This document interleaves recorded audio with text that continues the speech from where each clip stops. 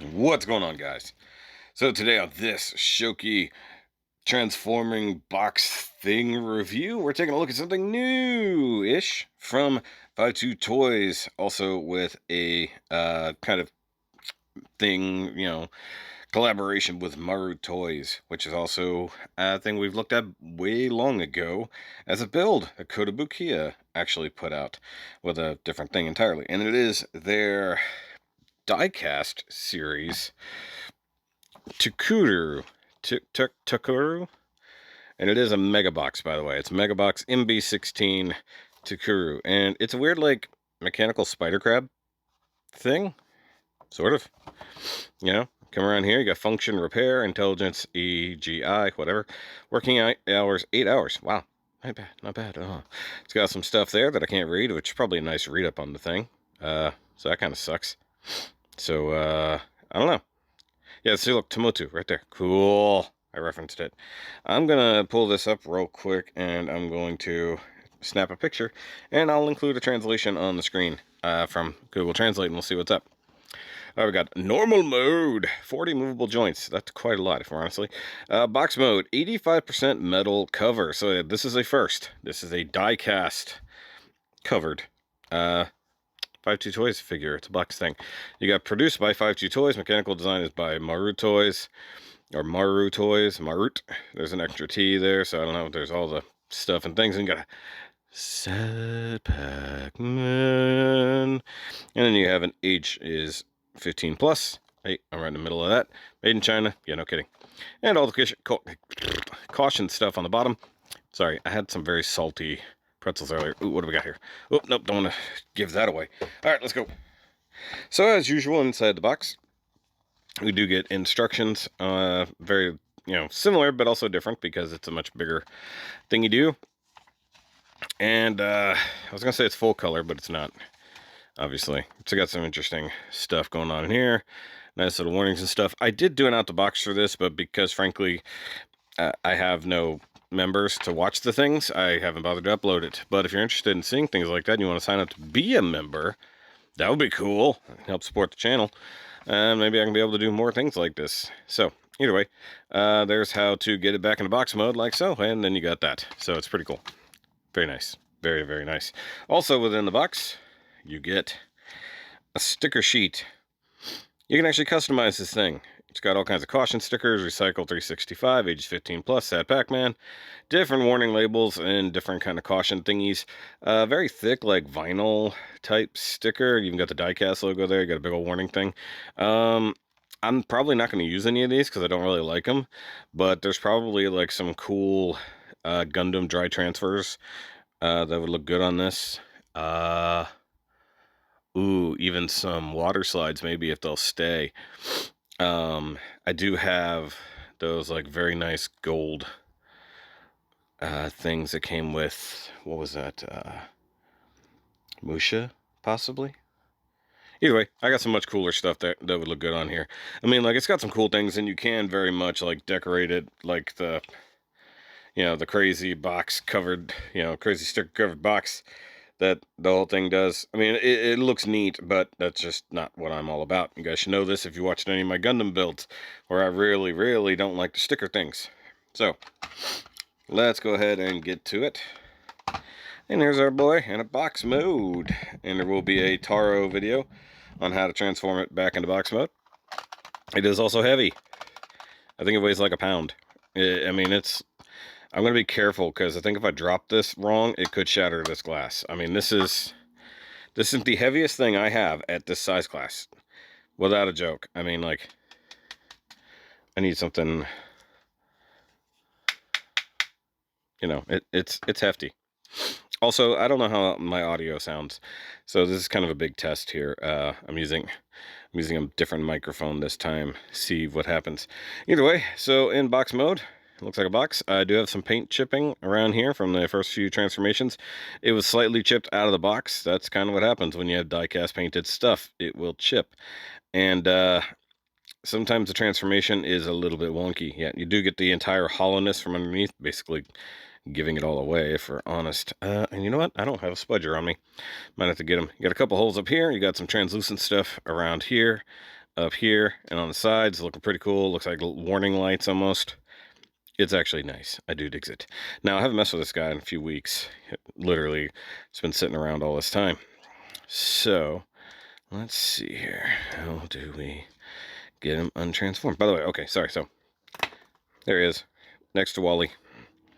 Yep, so you get the size. And, of course, he does come with the box charger. I believe it came with the normal stuff, catalog and all that. I just don't know where they are. I have one laying over here, but I don't know if it's from this guy or not. And I don't think there was a character card. So he's not like the normal stuff anyway, so I don't know. Okay, so I think what we're going to do is pull these sideways, first and foremost, because the sides kind of tab in. You can see the post, like 1, 2, 3, 4, and corresponding holes on the sides.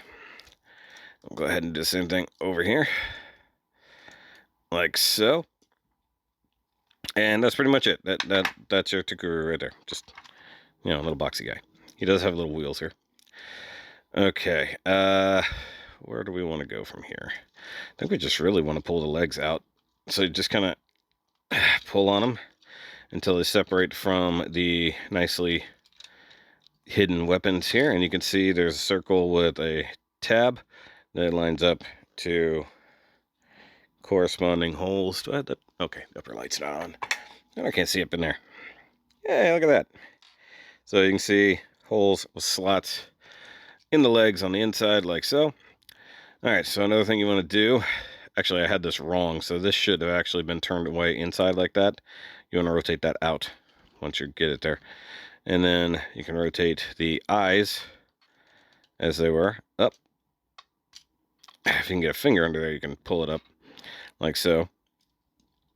Where am I at now? Arms. The arms need to come out. So got the little arms right here.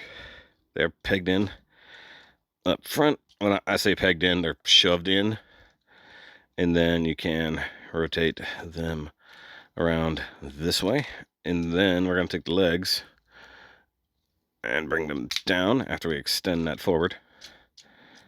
Like so. And I'm pretty sure there's nothing that locks those in place, right? Right? Yeah, ain't nothing that locks that in place. Okay, so that's that. And now with the legs, we have stuff we can move. And then you have this entire section here with the wheel and everybody. Shove it down, like so. Pops the wheel out. So, you know, think about it this way. You're shoving the outside up, which is really what's happening. Let's just be honest here. So, come on. A couple of them are tighter than the others. Sorry if my audio is peaking. Come on. There we go. Microphone is basically right in my face. There we go. All right. So at this point, we can just figure out what to do with the legs. You know, just kind of balance them out. I don't think there's a locking, like a proper like thing that flips down to lock those in place or anything. It's just sort of, they just kind of click like you heard. Okay, and just sort of let's level out the legs to the best of our ability and call it a day. There we go. Lower the camera down a little bit, like so, and there it is. Looks good. And yeah, so rotate that forward. So he's got his eyes, almost like a crab's eyes. Looks pretty cool. He does have arms right here that are on ball joints. You can also rotate the claws out. Does have little pinchy grabby claws. Trying to pull them out here. Hold on, I'm gonna tilt the camera, give myself some more room there. And there's also an elbow joint here, so you can really like make them a little bit more like crab claws if you want to, or something like that. One thing that does kind of suck is once you have it transformed, you see all of the screws and stuff on the inside, but given the kind of mechanical nature of this guy, that's not too bad. Okay, so let's go over the joints. So you have a hinge here. You have a hinge there. And this is supposed to be ratcheted. It is sort of. It's just really, really light, if I'm honest with you. You do get another hinge here. And, you know, between that, it can go pretty much to that angle there. And of course, for transformation, it, you know, goes much tighter. And you get another joint there, along with a rotation joint there, and a flappy door hinge there that's very squeaky. Oh, see, look, you can have an attitude like, hello, hi. Okay. So let's, once again, straighten out the legs. And look at his weapon real quick. Looks kind of like a squirt gun or a ketchup gun or maybe a welder of some sort. And you do have the tiny peg, so if you do have any of the like little weapon guys, little weapony fishy animal bugs, whatever, you can probably plug those in there. But he can hold these, which is pretty cool. And you can just clamp it in like that. And it's not super secure. It doesn't like lock in, but the handle is like the exact fit to the hand. So it's kind of nice. Also, the fact that that has dual hinges for the claws, very nice. I'm holding that one upside down just to be different. Hold on, let's see here. Let's get him sidearm.